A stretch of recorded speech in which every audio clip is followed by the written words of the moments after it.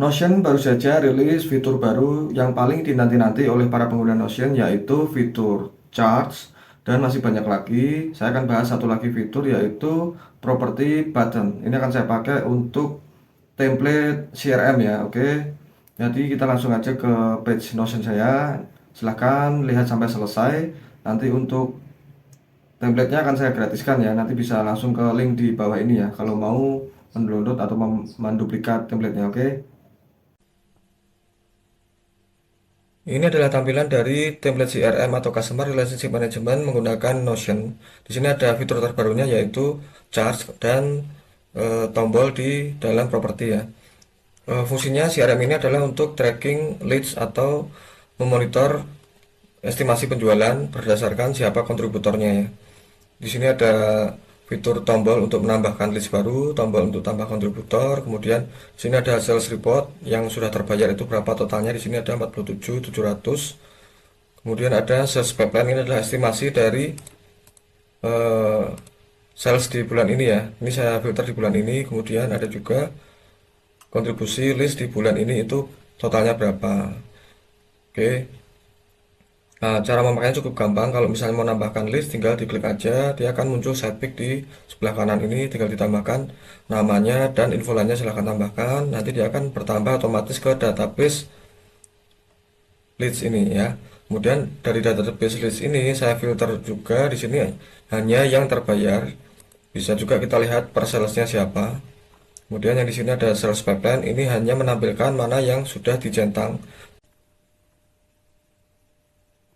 Kemudian bagaimana cara memakainya? Oke, di sini kan ada dua database utama, yaitu list dan kontributor.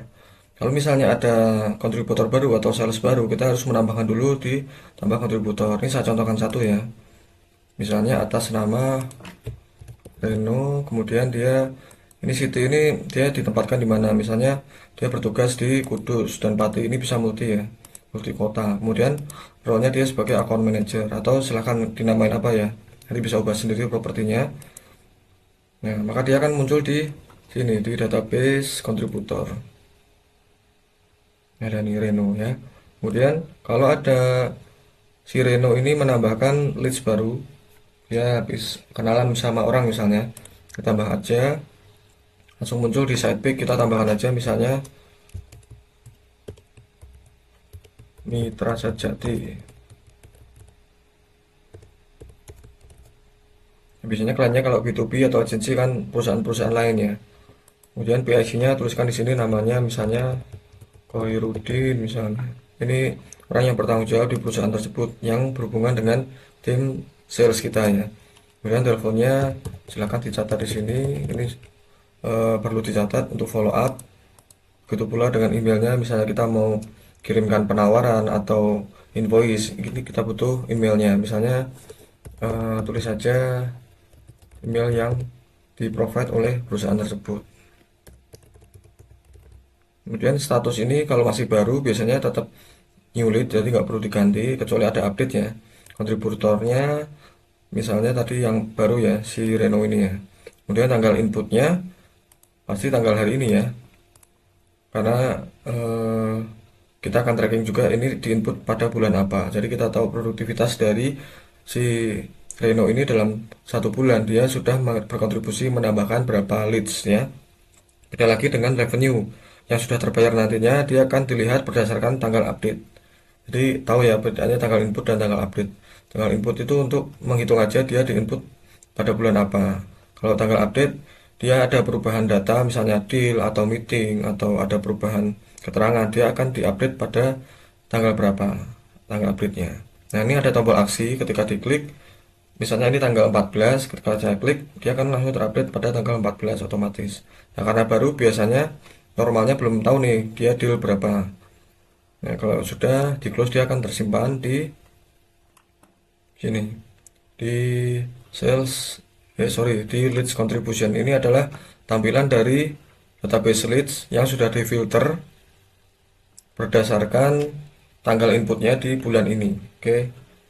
Nah, kalau melihat yang di luar bulan ini gimana? Nah, kita lihatnya pada database utama di sini. Ini adalah database utama, semua data list akan tersimpan di sini, oke. Kenapa saya tidak menampilkan di depan ini? Karena ini adalah dashboard, sebisa mungkin ini harus compact ya. Dan untuk ini istilahnya adalah link view of database. Kalau biasa menggunakan Google Spreadsheet, ini seperti query ya. Nah, di sini ketika ditampilkan link view of database, load limitnya maksimal 100, jadi nggak bisa lebih. Karena kalau list normalnya kalau bisnis itu kan pasti lebih dari 100 ya. Jadi nggak mungkin muat semuanya di sini. Makanya kalau lihat total semuanya pasti kita lihatnya di database utama. Oke. Semoga tidak bingung ya. Kemudian di setiap view, kita sebutnya view ya. Ini ada filter di sini. Nah, filter ini yang membuat saya bisa menampilkan data sesuai dengan kebutuhan. Misalnya di sini ada sales report, di sini ada beberapa view. Misalnya paid bulan ini saya sudah memfilternya, yaitu tanggal update-nya ya, bukan tanggal input ya, tapi tanggal update-nya adalah di bulan ini dan statusnya paid ya. Jadi dia akan hanya menampilkan hanya leads yang diupdate terakhir pada bulan ini dengan status paid atau complete kalau secara grupnya ya. Ini seperti kalau di Google Spreadsheet adalah slicer ya, kalau pernah menggunakan fitur slicer ya. Di semuanya ini ada filternya. Bahkan saya bisa membuat tampilan paid per ini ya, per sales. Misalnya saya mau membuat view baru, saya copy aja ya dari yang ada ya. Ini misalnya kita mau duplicate. Oke, langsung aja ganti namanya. Ini kita mau menampilkan Reno. Kita perlu ganti untuk filternya kontributor ini. Kita tampilkan yang hanya kontribusinya Reno. Ini saya silang. Nah, muncul nih. Reno pada bulan ini belum ada deal sama sekali. Oke. Nah, kita coba update nih punya Reno tadi. Sorry, saya jelaskan lagi yang ini ya, pipeline. Sini ada property pipeline. Tadi Reno menambahkan mitra sejati. Ya, ini saya buat baru di sini ya. Saya contohkan duplicate dulu. Ini saya buat eh, kontributornya adalah Reno.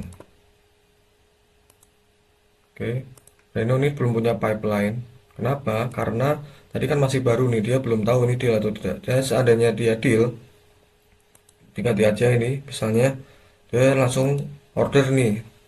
Revenue misalnya deal di harga 7.800.000. Kemudian ini dicentang pipeline. Nah, dia langsung muncul di atas ini ya. Nah, ketika dia sudah muncul di sini, dia juga di sini belum ada karena dia belum terbayar. Nah, kemudian ternyata dia bayar di tanggal 14. Kita langsung ganti statusnya menjadi paid. Kemudian update now. Nah, ini akan terupdate. Langsung muncul di sini paid. Reno sudah ada penjualan 7.800.000 pada bulan ini. Nah, kemudian pada tampilan grafik di sini juga ada filternya nih. Saya di sini filter hanya bulan ini aja yang dimunculkan datanya. Kemudian statusnya ini saya centang semua karena saya pengen lihat persentase dari semua leads yang masuk ini statusnya yang sales order berapa, yang meeting berapa, yang paid berapa. Kemudian kalau pengen menampilkan grafik berdasarkan salesnya, ini saya mau menampilkan berdasarkan salesnya ya, berarti what to show. Ini tadi kan statusnya ya, ini status nih semua nih, paid, meeting, dan sales order. Kalau mau lihat berdasarkan uh, salesnya, berarti ini kontributor. Nah, revenue-nya ini adalah sum, sudah betul, tidak perlu diubah. Nah, untuk tampilannya saya hanya ingin menampilkan yang deal aja. Berarti ini saya pilih, ini di uncheck, di uncheck. Nah, di sini hanya menampilkan yang paid aja. Oke, di sini langsung kelihatan ya. Yang dealnya, nah ini karena grafik dia pembulatan nih di sini. Seperti Reno nih 7,8. Terus di sini misalnya saya pakai yang lainnya, ada misalnya Raditya 13.300.000. Di sini Raditya 13 juta doang. Karena ini pembulatan biar compact mungkin ya. Tapi paling nggak menunjukkan persentase dari kontribusi dealnya dari tiap-tiap sales. Nah, caranya makanya kayak gitu ya. Jadi mungkin yang perlu diperhatikan ketika pertama kali memakai ini adalah tambah kontributor, dan di sini sesuaikan filternya berdasarkan siapa aja kontributornya. Bagi yang membutuhkan template ini akan saya bagikan gratis ya untuk siapapun yang membutuhkan. Ini sebenarnya cocok sekali untuk agensi atau usaha-usaha yang B2B ya. Dia biasanya listnya berupa nama perusahaan, kemudian siapa PIC-nya, itu B2B namanya ya. Kalau misalnya membutuhkan, ini akan saya bagikan gratis nanti di website saya.